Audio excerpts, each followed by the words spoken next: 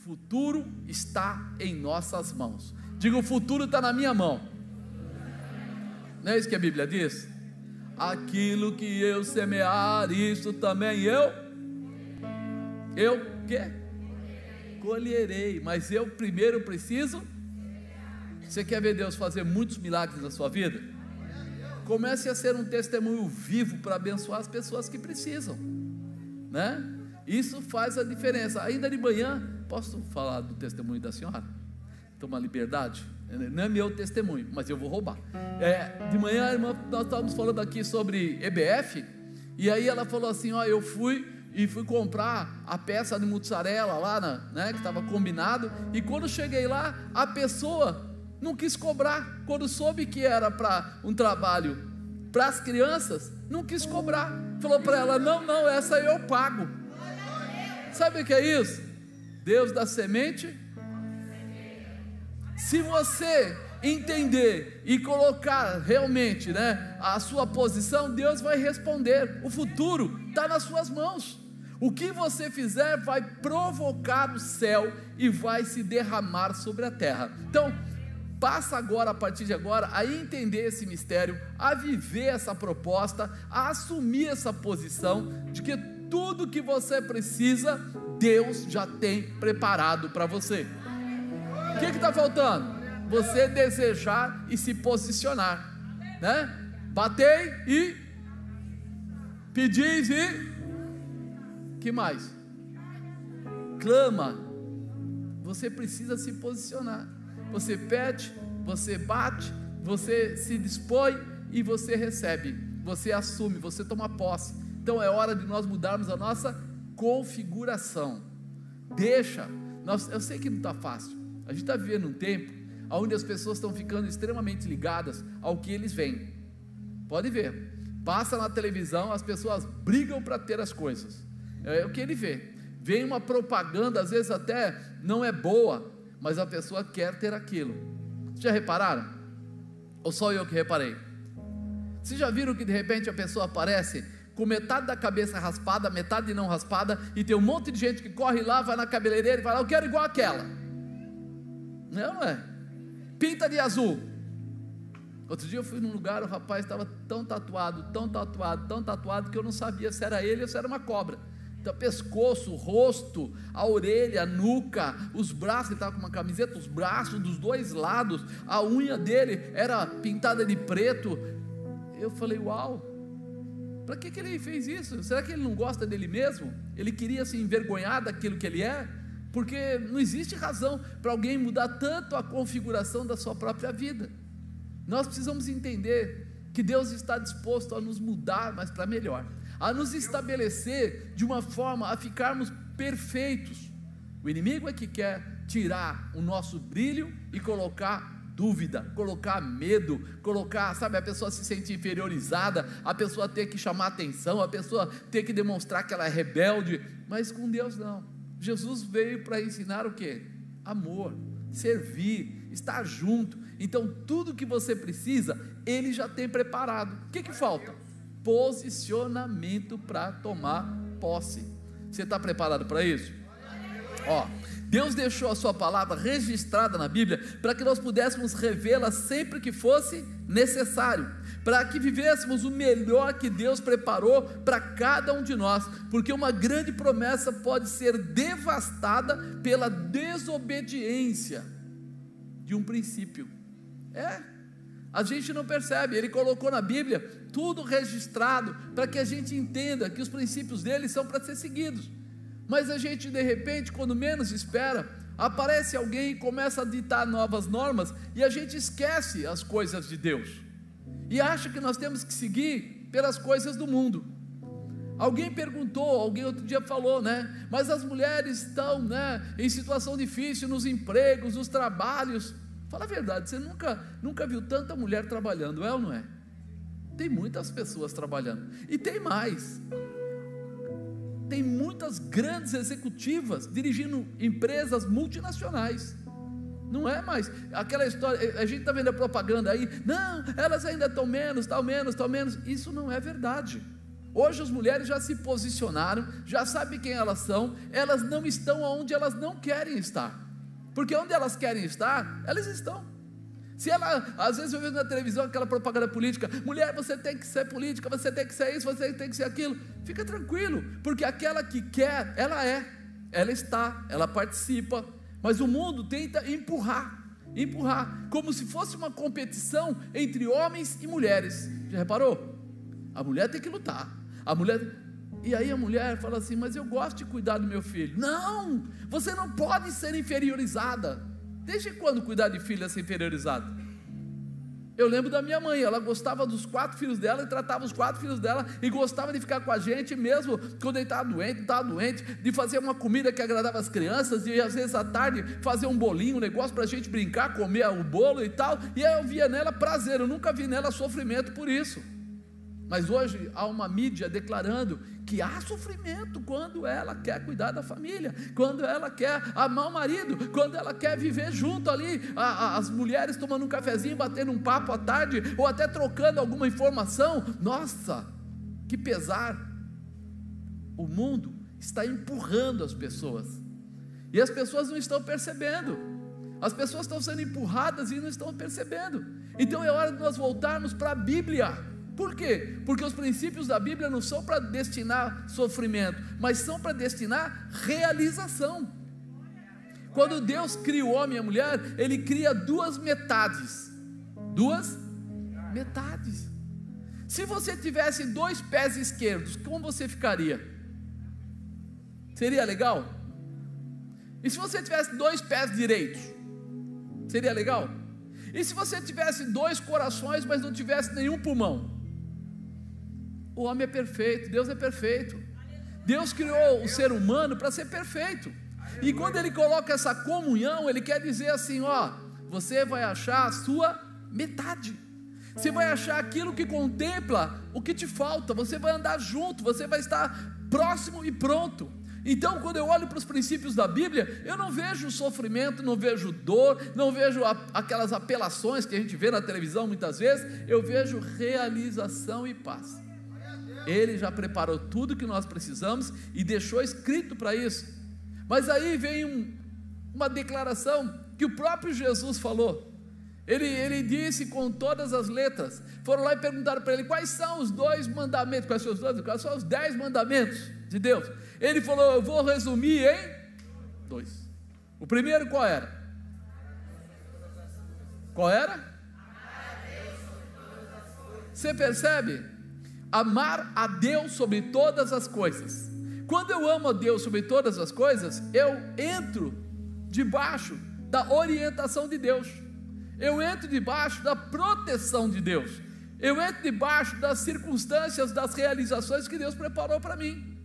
E aí acabou o grande sofrimento. Aí vem as lutas, vem as dificuldades, mas vem também as realizações.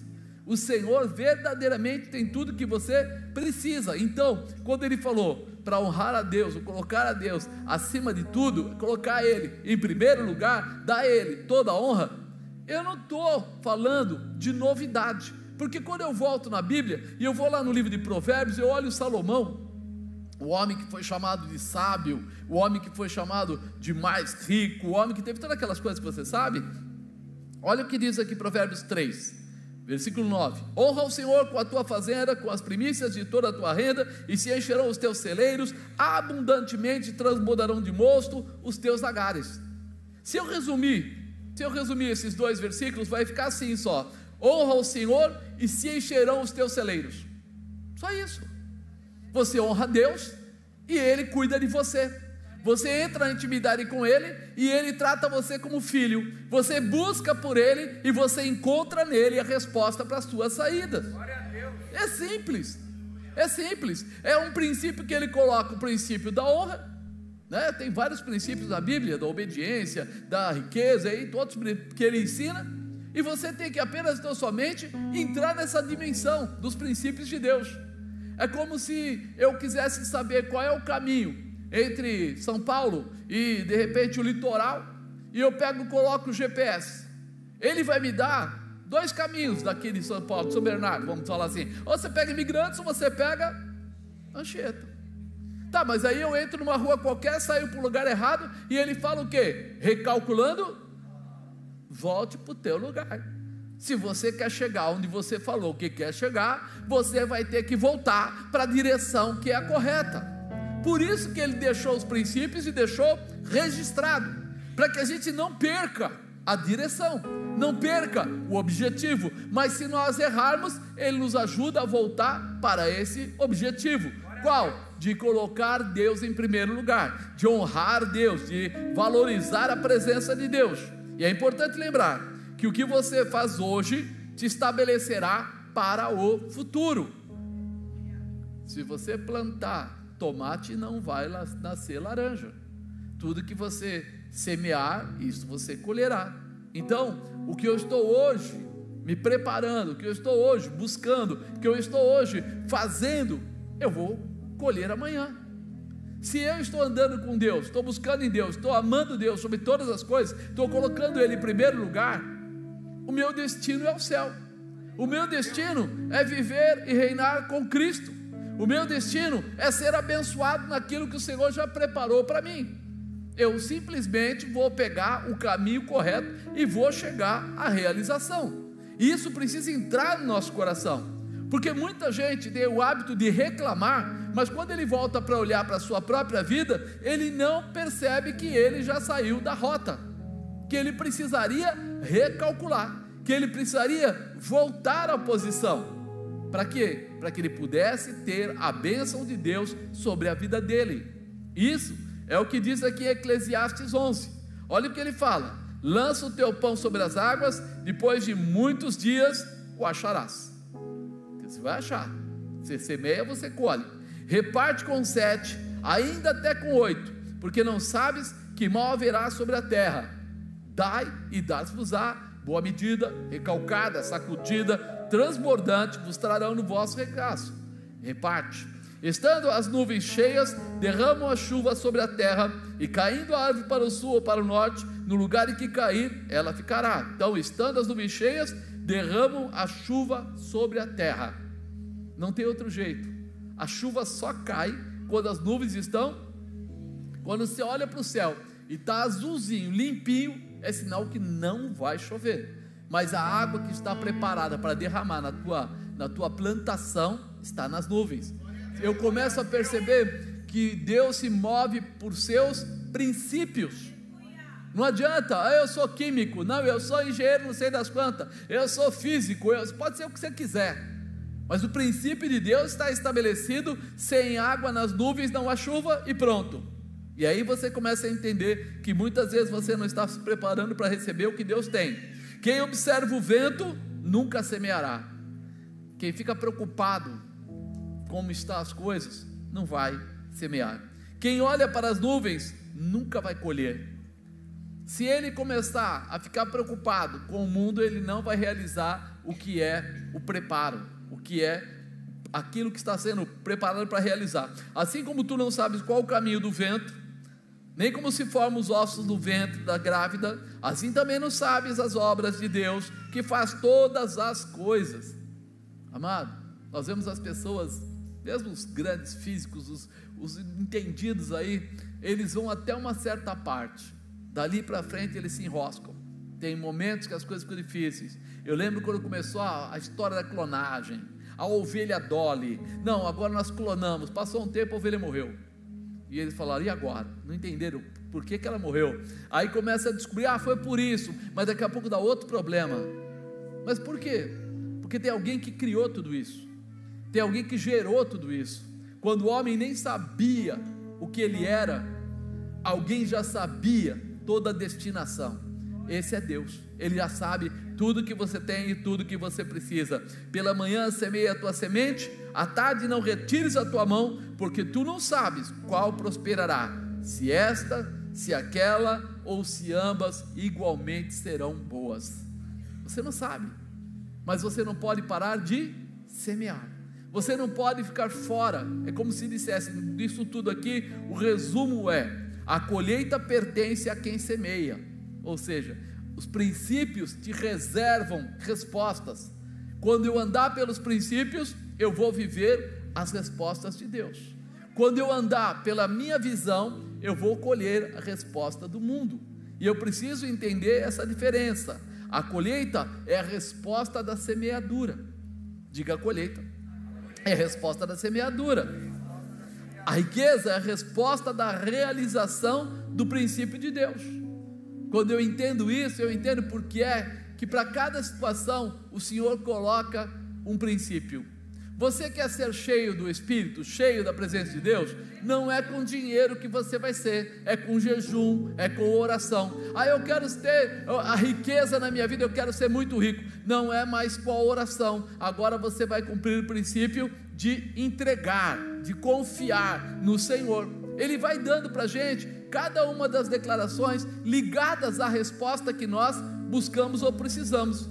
Josué recebeu uma palavra profética de grandes realizações, e eu falo isso começando por aqui, para chegar depois numa outra área, né?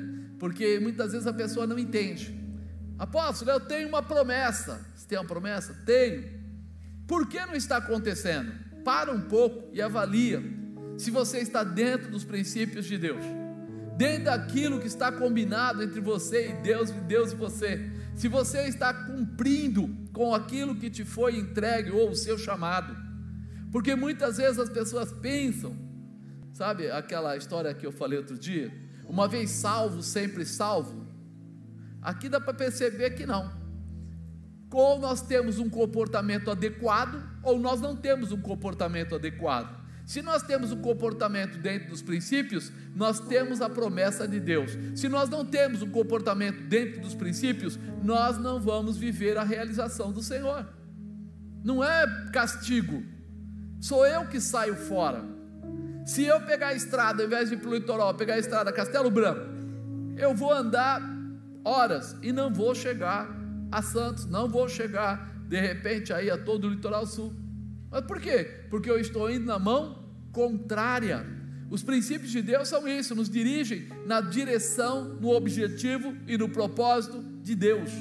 Quando eu faço o caminho contrário, não é culpa dele, é problema meu, problema seu, e isso precisa entrar no nosso coração. Olha o que fala aqui em Josué capítulo 1 versículo 3: todo lugar que pisar a planta do vosso pé, vou-lo tenho dado. Toda a terra dos heteus até o grande mar, para o poente do sol, será o vosso termo. Quinto, ninguém se susterá diante de ti todos os dias da tua vida. Como fui com Moisés, assim serei contigo.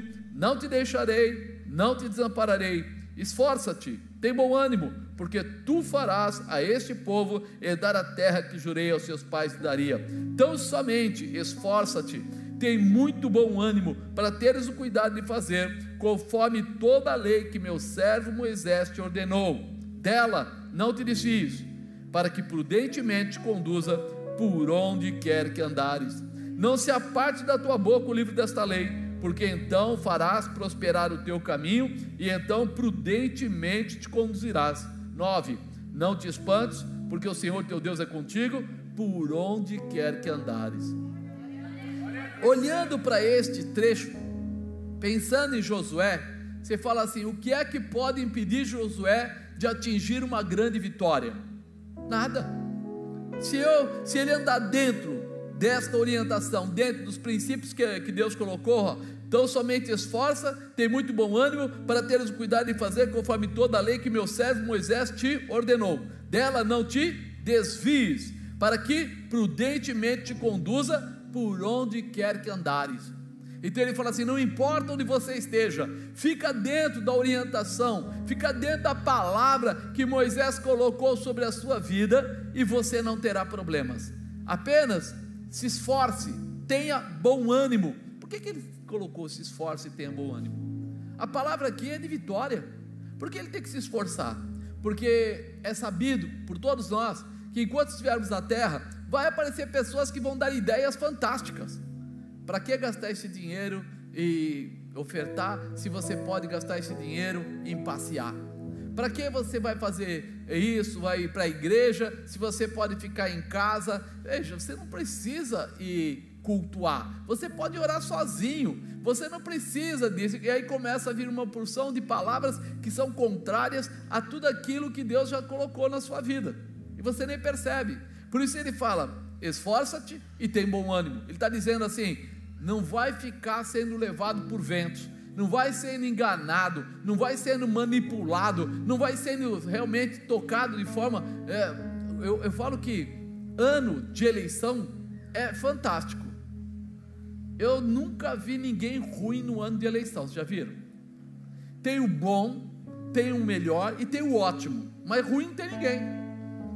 Todo mundo vai consertar, todo mundo vai melhorar, todo mundo vai dar comida para os pobres, todo mundo...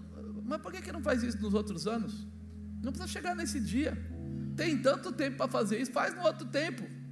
E aí a gente começa a perceber como há manipulação. É por isso que ele fala aqui: então somente esforça-te e tem muito bom ânimo. Tipo, pega os princípios, se segura nele, e não importa o que falarem, persevera no princípio, porque independente do que falarem, vai acontecer. Por quê? Porque Deus está acima, Deus é o Senhor, e se Ele está coordenando ou controlando, a vitória é certa, a vitória está determinada. Não existe homem que possa mudar essa situação. Por isso a nossa confiança não pode estar em homens, mas tem que estar em Deus. É isso que ele estava dizendo aqui: Josué, ó, eu escolhi você, eu não escolhi Arão, eu não escolhi Ur, eu não escolhi os outros, eu escolhi você. Só que você vai passar por momentos de aflição, então você fique preparado para não permitir que nada venha roubar aquilo que já foi determinado, porque diante dos princípios de Deus, nós vamos tentar ser confundidos. O mundo vai tentar, por isso que a gente costuma dizer: se eu quiser andar pelo mundo, eu não vou andar no sobrenatural, eu não vou andar no espiritual. É hora de nós tomarmos uma posição definitiva.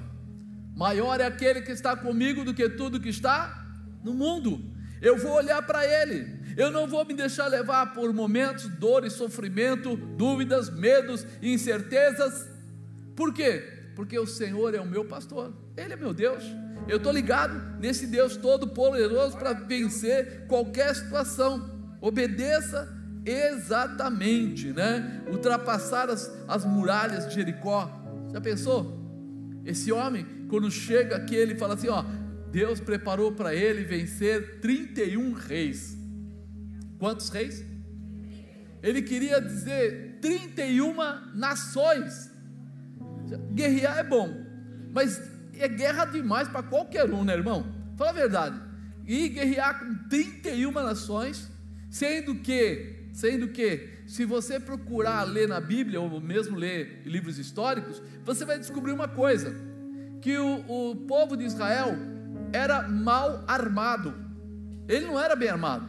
O povo de Israel não tinha armadura, ele não tinha uma boa armadura, como de repente você vê outros povos pagãos aí, que tinham, né? E eles não usavam muitas vezes capacete, eles não usavam proteção no peito, os pés deles eram com sandálias, eles não tinham ferreiros, eles usavam os ferreiros normalmente dos filisteus. O povo filisteu é que era bom nessa situação aí de criar armas, de criar espada, lança e tudo mais.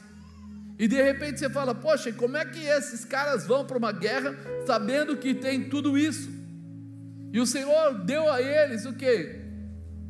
Princípios, para que eles fizessem o que? Vencessem. Lembra das muralhas de Jericó? Como é que foi que eles venceram as muralhas? Vai dar a volta. Então, primeiro dia você dá uma, mas não pode dar 7 de uma vez? Não, primeiro dia dá uma e ora, silêncio, ninguém fala nada, vai lá, no outro dia dá 2, no outro dia dá 3, no outro 4, no último dia dá 7, quando der as 7, toca-se a trombeta, aí a arca da aliança já passou na frente, aí eles já estão armados os da frente, os de trás estão acompanhando, toca a trombeta, dá um grande grito, e aí naquela hora as muralhas caem sobre elas mesmas. os soldados, os homens passam por cima das muralhas e vão lá dentro matar o inimigo. Você fala assim, isso é normal?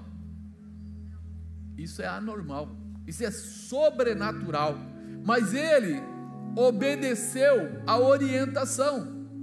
Deus não falou para ele, santifica o povo, santificou, dá as voltas lá na muralha e não fala em nada. Ele deu a volta nas muralhas por 7 dias lá, tal, não falou nada. Agora toca a trombeta, agora você grita, agora vocês passam na frente de vocês mesmos, entram lá, mata tudo. Eles estavam debaixo de uma orientação, por isso eles cumpriram os princípios que Deus deu e foram vitoriosos. No capítulo 5 ou 6, ele começa dizendo assim, acho que é 6, né? E Jericó estava fechada, né? E que esse fechado que ele fala, não era o fechado, ele fala cerrado, quer dizer assim, não vai passar, ninguém vai abrir esse portão. Alguém abriu o portão? Não, a muralha caiu. Então aí nós começamos a ver, quando nós estamos debaixo da palavra de Deus, como há uma manifestação especial. Quando você entender isso, você vai perceber que a sua vitória está ligada em cumprir os princípios de Deus e não cumprir os princípios do mundo simplesmente. Não ficar preocupado com o que falam de você, não ficar olhando se as pessoas acham ou desacham, não é isso. A tua visão é Deus, porque o poder dele se manifesta sobre você. E sendo o primeiro combate, Deus pede que tudo que fosse de valor fosse entregue aos tesouros de Deus. Eram as primícias, era a primeira guerra que Josué foi combater como líder. E quando ele assume essa posição, Deus dá para ele toda essa orientação. Mas dentro dessa orientação, aqui em Josué 6,18, ele fala mais, ele fala assim, então somente guardai-vos do anátema, para que não vos metais em anátema, tomando dela, e assim façais maldito o arraial de Israel, e o turveis. Não sejam loucos, não peguem da loucura, ou seja, aquele povo lá dentro de Jericó é inimigo, as coisas dele são malditas em vocês, não quero que peguem nada. Mas no 19 ele fala, porém toda a prata e o ouro e os vasos de metal e de ferro são consagrados ao Senhor. São consagrados a quem? Ao Senhor. Irão ao tesouro do Senhor. Existia uma reserva que era guardada pelos pastores na época, pelos sacerdotes na época, e ele diz aqui, vocês vão entrar, vão derrubar tudo, vão quebrar tudo, vão vencer tudo, mas quando vocês saírem de lá, não levem nada.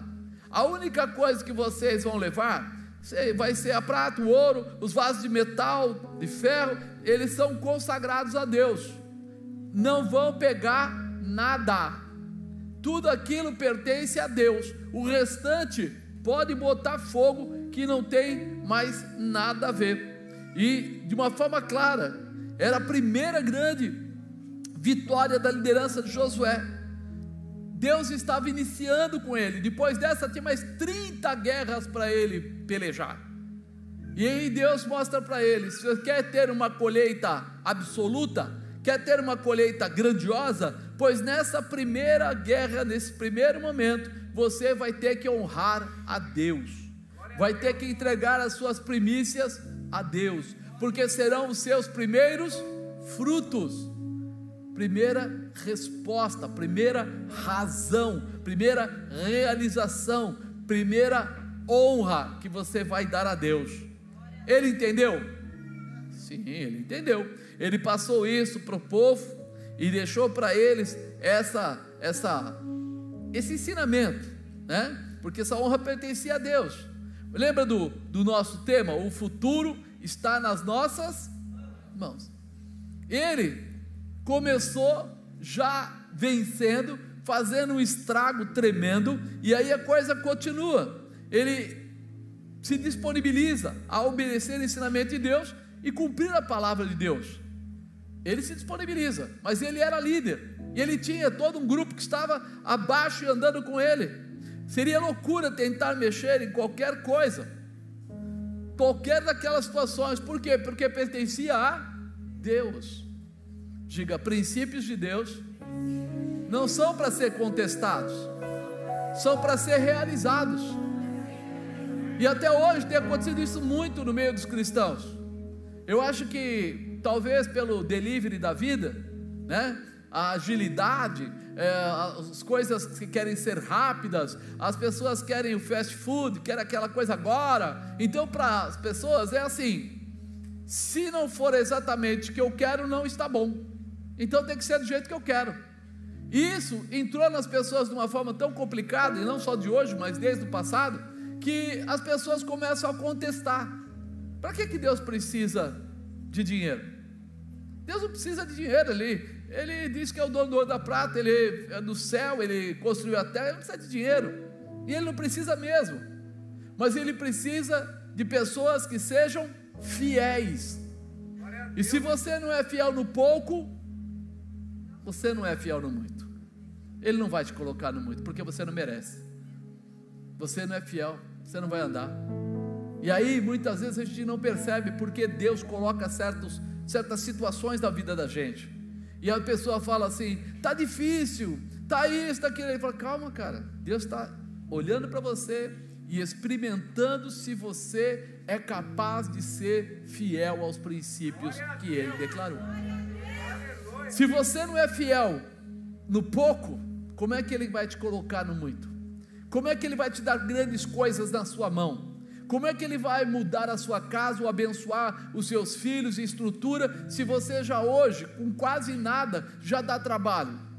Já quer avaliar se a Bíblia está certa, se a Bíblia está errada, se o pastor fala, se o pastor não fala. Se você não é fiel no pouco, como é que você vai querer chegar nas grandes coisas que Deus tem preparada? Se as coisas comuns nós não sabemos enxergar, imagina se Ele mostrar as celestiais para você.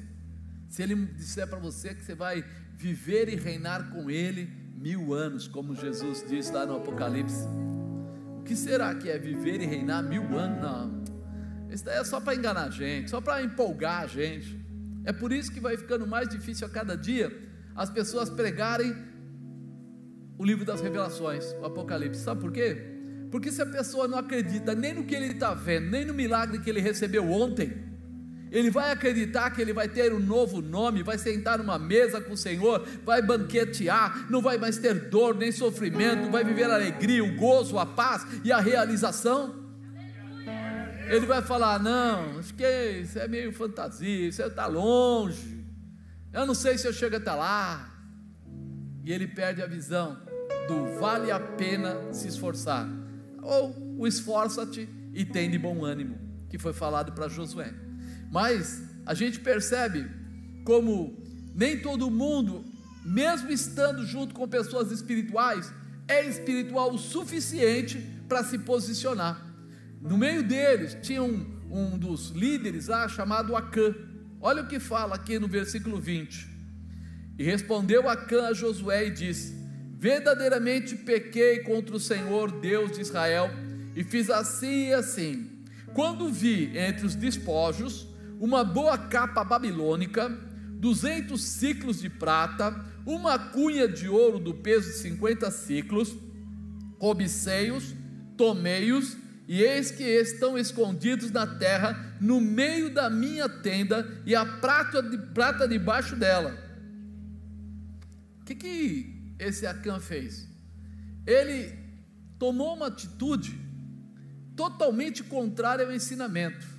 Não pegue nada. Ele pegou a capa babilônica, que ele achou linda, lógico, por orgulho, né? Aquela história que às vezes a pessoa não precisa daquela roupa, mas passa o cartão, né? Tipo, arruma uma dívida para a cabeça e um problema para depois. Ele catou a capa e levou. A palavra era: será louco, anátema, quem tomar daquilo. E ele vai e toma. Aí depois vem a segunda parte, que falou o quê? Que seriam as primícias, seriam os primeiros frutos, entregues para quem? Para Deus.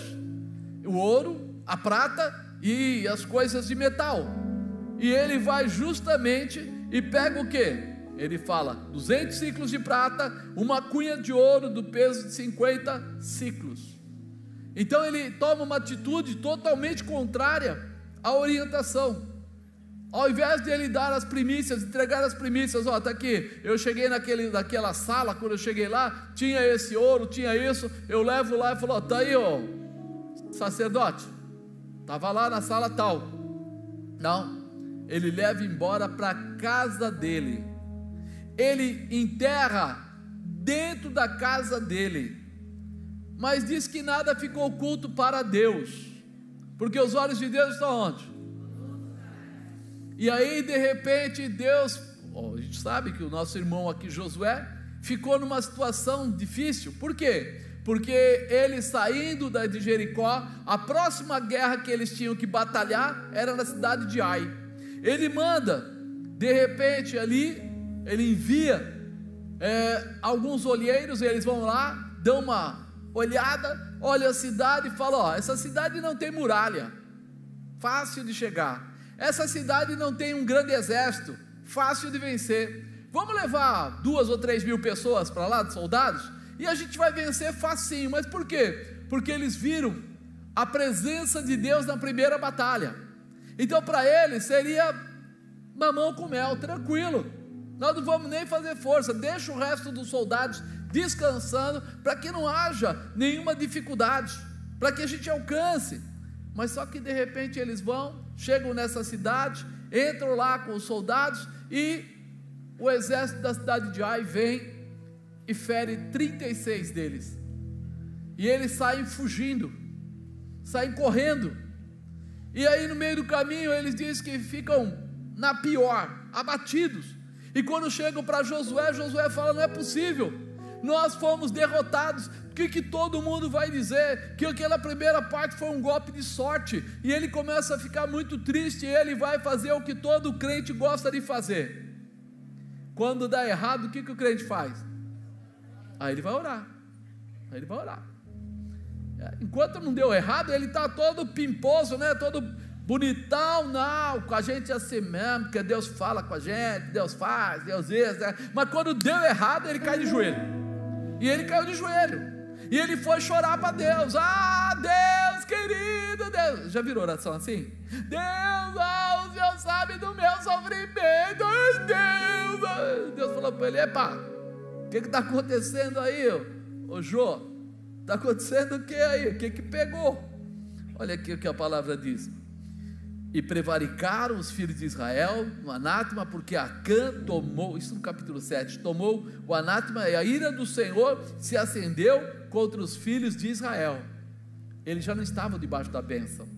Assim subiram lá do povo alguns 3 mil homens, os quais fugiram diante dos homens de Ai, e os homens de Ai feriram deles alguns 36, e o coração do povo se derreteu, se tornou em como água. Então Josué rasgou as suas vestes, se prostrou em terra sobre o seu rosto perante a arca do Senhor. 10. Então disse o Senhor a Josué, levanta-te, por que estás prostrado assim sobre o teu rosto? Nós queremos reclamar, mas nem procuramos ver primeiro o que está acontecendo. Nós queremos dizer que a bênção não chegou, mas nem paramos para avaliar o que é que nós estamos realizando, por que é que nós estamos seguindo os princípios. Não, Deus sabe de todas as coisas, por isso que a gente tem que se posicionar, porque Ele sabe de todas as coisas. Essa é a parte que cabe a gente não reclamar mais, sabe por quê? Porque Ele sabe de todas as coisas.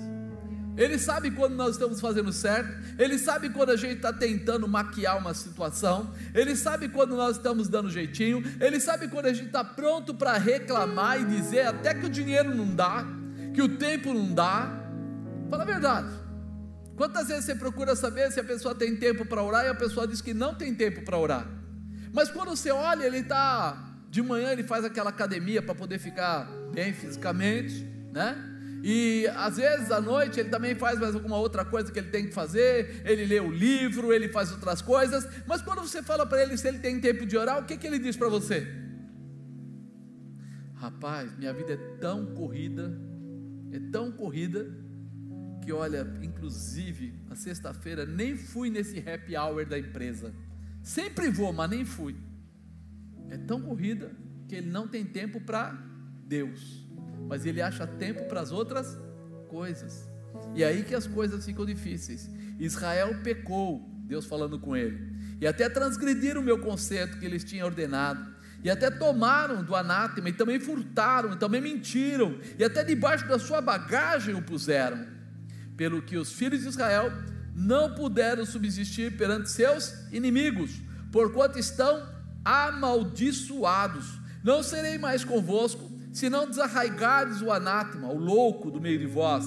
Levanta-te, santifica o povo, diz: santificai-vos para amanhã, porque assim diz o Senhor, o Deus de Israel: anátema há no meio de vós, loucura há no meio de Israel, diante dos vossos inimigos não podereis suster-vos, até que tireis o anátema do meio de vós. Se não muda, não adianta reclamar. Tem gente que fala assim: ah, Deus, puxa vida, Deus, ah, pastor, olha por mim, apóstolo, olha por mim. Mudou a sua vida? Se não mudou, você não vai ser abençoado, porque não é a oração do pastor, não é a oração do apóstolo que muda a tua vida. A Bíblia diz uma coisa forte: não existe maldição sem causa. Eu preciso resolver a causa, para que a maldição volte a ser bênção. Não é a oração que muda, é o seu posicionamento. Você entende o que eu estava falando aqui? Que o seu futuro depende do seu posicionamento, daquilo que você faz hoje. Porque tem gente reclamando, pedindo, querendo campanha, querendo apoio, querendo isso, querendo aquilo. É melhor você se voltar para Deus e pedir para Deus: Senhor, mostra-me o que está diferente da sua vontade, porque eu acerto o que está errado e pronto, mudo minha vida. Vale mais do que toda a oração do mundo o seu posicionamento. Quando você se dispuser ou disponibilizar a colocar os princípios de Deus em atividade, você vai acabar quebrando toda a maldição. Loucura há no meio de vós, Israel, diante dos vossos inimigos não podereis suster-vos, até que tireis a loucura do meio de vós. Até que você se posicione. Ele estava dizendo para eles: até que vocês, Israel, reconheçam que há um Deus na vida de vocês, que há um Senhor na vida de vocês. A palavra Senhor, quando você vai ver lá no grego, quer dizer seu dono. Se Senhor é o seu dono, como você pode fazer alguma coisa que não agrada ao seu dono? As pessoas falam: Senhor, Senhor, eu estou aqui à sua disposição. Eu estou dizendo: olha, o Senhor é o meu dono e eu faço o que o Senhor quiser. Mas como eu posso falar isso se eu não obedeço? Eu já vi quando o cachorro não obedece, o pessoal quer bater no cachorro. Quando o cachorro faz xixi no tapete, todo mundo quer matar o cachorro. Mas quando você sai fora dos princípios de Deus, você acha que é um momento, é uma dificuldade. Foi, sabe, não estava legal. Eu não tinha realmente como ser uma pessoa correta nessa hora. Depois me convidaram. Eu não fui lá porque eu queria ir, eu fui naquela festinha, porque convidaram. Eu também não queria beber, mas o pessoal falou: pô, bebe, bebe. Eu fiquei até sem graça, porque são todos amigos, e eu bebi. Eu vou abrindo espaço para satisfazer pessoas, não satisfazendo a Deus. Abandono a intimidade com Deus para satisfazer pessoas que hoje estão conosco, amanhã não estão mais. Amanhã eles podem estar fora da tua presença, como podem estar até morridos, já acabou. Não fazem mais nada. Então é hora de nós restaurarmos e retornarmos à nossa base. Se nós queremos uma mudança, somos nós que temos que nos posicionar. O que Deus falou aqui para Josué: coloque o povo em fila, mande dar glória a Deus. E foi passando, e quando chegou lá no povo de Judá, acabou chegando, falou: está aqui nesse meio. Aí chegou no povo de Acã, e aí a família de Acã, e Acã foi e contou.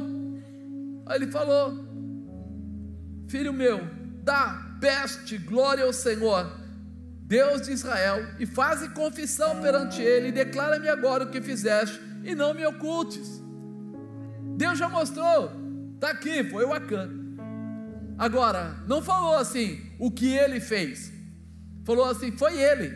Então Josué vai perguntar, fala o que você fez. E aí quando ele vai falar, ele fala, eu encontrei a capa, eu encontrei 200 ciclos de prata, eu encontrei ouro, e aí eu me empolguei e peguei. E o que você fez? Aí eu levei para minha casa e enterrei no meio da minha casa. Desobediência é maldição. No meio da casa dele ele foi enterrar, que legal. Ele amaldiçoou a casa dele toda.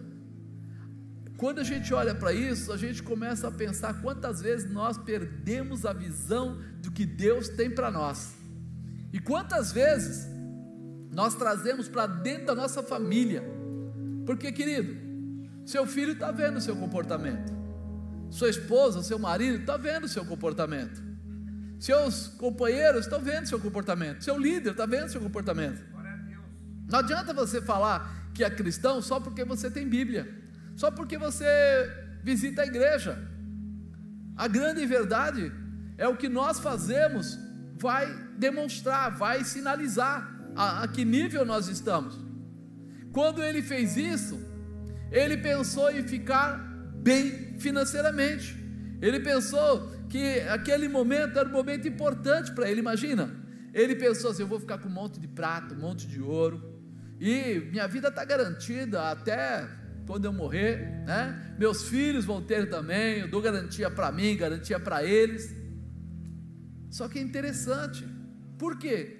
Porque quando isso acontece, aqui fala nesse texto, que teria que tirar o anátema do meio deles, e esse retirar, ele fala apedrejar, quer dizer, o homem roubou, pegou tudo aquilo de Deus, que era para honrar a Deus, e levou para ele, mas agora, eles vão pegar de volta o ouro, vão pegar de volta a prata, vão queimar aquela capa, porque não tinha nada a ver, e ele vai morrer. Agora, o que ele pensou que era bênção para ele, se tornou maldição. Mas a maldição não pegou só ele. Ele morreu, os filhos dele morreram, a família dele toda foi apedrejada. Você percebe que quando você toma certas atitudes, você traz para dentro da sua casa a maldição, e a maldição muitas vezes não toca só em você, porque o teu exemplo passa para os teus filhos, e eles podem entrar no processo da maldição, porque eles estão junto. Fica tranquilo, nós não estamos no tempo, né, do olho por olho, nós estamos no tempo da graça, então não vai cair um raio, não vai apedrejar você, porém a pior morte que existe não é a física, é a espiritual. A Bíblia diz, não tema o que podem fazer com a sua carne, mas tema o que podem fazer com o teu espírito.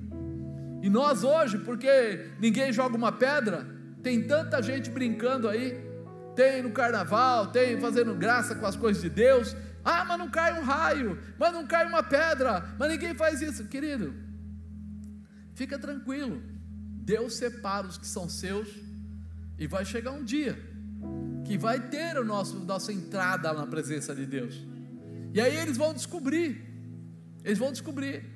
que eles não têm parte com Deus. Apartai-vos de mim, vós que praticais a iniquidade. Isso precisa ficar claro, precisa ficar claro para nós, que existe uma porta, que não existe aquela condição, não, tudo bem, fica como quer, vem do jeito que vier. Não, se Jesus falou que Ele é o caminho, a verdade e a vida, e que ninguém vem ao Pai se não for através dele, eu preciso lembrar do restante. Se você quer andar comigo, tome a sua cruz e siga-me. Não joga fora a sua cruz, não abandona a sua vida comigo, porque a cruz é a representação do sacrifício de Jesus. Então não dá para você querer entrar no céu se você não quiser andar com o mesmo sacrifício, com o mesmo confronto de ser um filho escolhido e de muitas vezes sofrer perseguição, dificuldade. Não é isso que ele fala? Aquele que sofrer por amor do meu nome receberá 100 vezes mais, ainda aqui nesta terra, além do direito da vida eterna.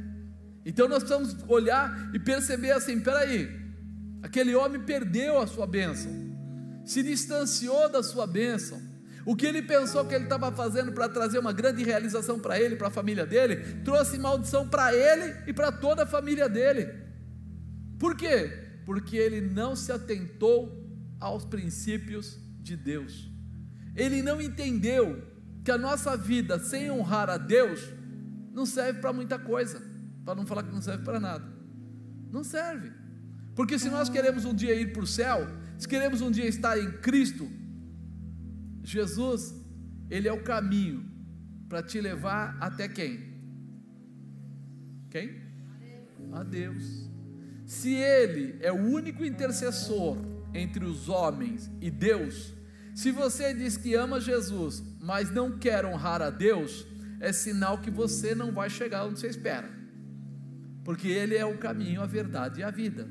Ele está lá para isso, Ele está lá para te pegar aqui e te levar até lá. Mas nesse confronto, você vai abrir mão de muitas coisas. Você vai reconhecer que a tua carne não vale porcaria nenhuma, porque um dia vai apodrecer. Você vai reconhecer que você precisa da presença dEle mais do que qualquer coisa no mundo. Então o princípio da honra é a base. É por isso que eu comecei aqui falando para você sobre honrar a Deus e ser abençoado.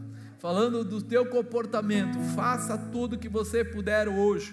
Lança o teu pão sobre as águas, porque daqui a alguns dias você vai colher.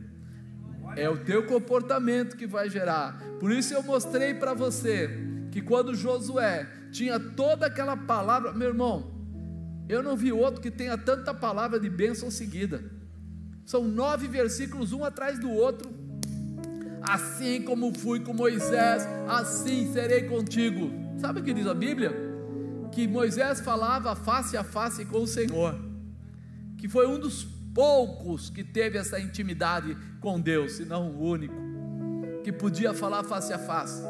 Que quando ele intercedeu, Deus não matou todo o povo. Quando ele intercedeu, Deus falou: tá bom, põe Miriam lá para fora, deixa ela leprosa por 7 dias, por sua causa, Moisés, depois traz ela para dentro. Ou seja, ele era alguém que conseguia não mudar a vontade de Deus, mas conseguia tocar o coração de Deus, conseguia chegar no coração de Deus. E de repente ele fala: assim como fui com Moisés, assim serei contigo. Abre um vácuo aí, um espaço, e ele começa a mostrar tudo aquilo gloriosamente. Que onde você for, você vai ser reconhecido, você será vitorioso, ninguém vai se suster diante de ti, e tal, mas de repente, a quebra do princípio com Acã, acontece o quê? Para tudo. É como se ele dissesse: está tudo aqui prontinho para entregar para ele. Opa, para tudo. Pede uma guerra para 3.000 homens, numa cidadezinha fuleira, sem força. Ele nem manda todos os soldados, manda lá 3.000 pelo que está falando aqui, 36 são feridos. Cadê a bênção de Deus? Cadê a bênção de Deus? Eles estavam agora sob maldição. E a promessa? A promessa ficou suspensa. Por quê? Porque a maldição tomou liberdade. Aí ele fala o quê? Tire a maldição, volte a fazer o que é certo, tira essa situação, pega a prata, o ouro, devolve ela no tesouro de Deus, mata, tira, apedreja essa família, limpa, para que todos saibam que é sério. E aí ele volta para a cidade de Ai e ganha aquela guerra, e ele vai passando em cada próxima cidade e vai vencendo uma por uma. Por quê? Porque agora foi restaurado. Meu irmão, se existem princípios quebrados teu para com Deus, é hora de restaurar. Quando a gente fala, até hoje, né, a gente tirou um dia por mês para falar sobre o que é primícia. Primícia não é dinheiro, primícia é honra, é diferente. As pessoas pensam que nós estamos falando sobre dinheiro, é o que os pastores dizem aqui. Enquanto está no seu bolso, é dinheiro. Quando você coloca na salva, são sementes, mudam a tua história, mudam a tua estrutura. E nós precisamos identificar isso para a nossa vida. Os princípios de Deus não foram constituídos para te derrubar, pelo contrário, foram constituídos para te fortalecer. Os princípios de Deus é como a lei. A lei, para quem anda correto, é para abençoar, não é para perder.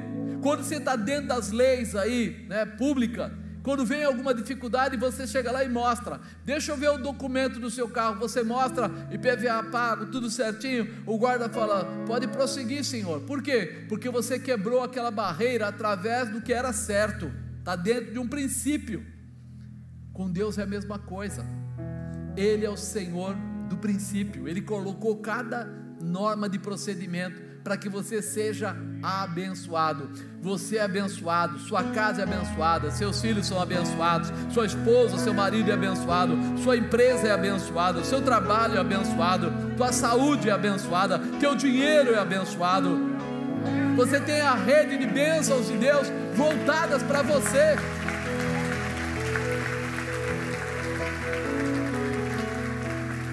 Quando Deus fala de princípio, Ele não fala de jugo, Ele fala de proteção. Quando Ele fala de princípio, Ele não fala de dificuldade, Ele fala de amor, de viver ligado a Ele, de conhecer o Kadesh Naraya sob o carinho que Ele tem por você. Por isso que a gente tem que parar um pouquinho para avaliar. Espera aí, eu tenho promessa? Tenho, mas então para receber eu não quebro princípios. Eu ando dentro da palavra de Deus e alcanço a vitória que Ele tem para mim. Esse momento é um momento de você avaliar, né? Grava isso no seu coração. Primícia é para aqueles que escolhem seguir pelos ensinamentos de Deus. Primícia não serve para qualquer um, só serve para aqueles que são fiéis, para aqueles que têm fé. Primícias é para aqueles que escolhem honrar a Deus com os seus primeiros frutos. Não é uma coisa, sabe, não é imposição, porque as pessoas pensam assim: isso é uma imposição. Não é uma imposição, é um reconhecimento, sabe? Quando chega o dia do aniversário da esposa, a esposa fala o que para o marido? O que sua mulher fala no dia do aniversário? Cadê meu presente? Mas quando o marido reconhece, ele espera a esposa falar?